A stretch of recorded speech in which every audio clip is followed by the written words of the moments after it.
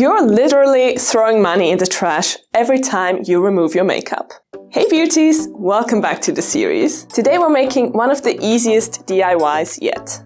Reusable makeup remover pads. Instead of constantly buying disposable cotton rounds, you'll have soft, washable pads you can use again and again. This project is fast, affordable and so satisfying to make. The kind of DIY that you'll actually use every single day and saves you money.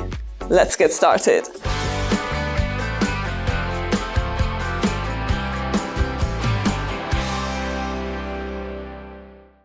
To sew makeup remover pads, you need a knitted terry cloth fabric. I chose one made out of cotton, but there are also very good fabrics made out of viscose or bamboo that I can recommend. Cut out a rectangle that is 8 cm wide and 32 cm long. Fold the fabric in half with the terry loops on the inside. Pin the long edges together.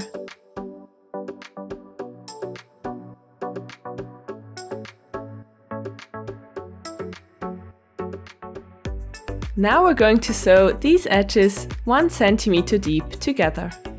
Do this by guiding the edges of the fabric along the markings on your sewing machine.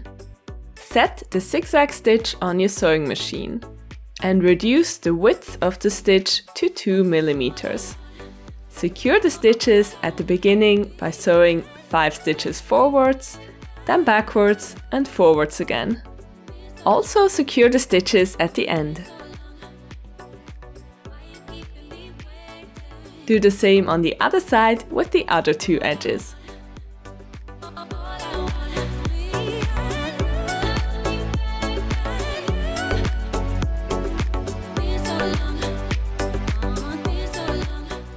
Fold the fabric in half, but leave a small gap at the bottom, approximately ½ cm wide.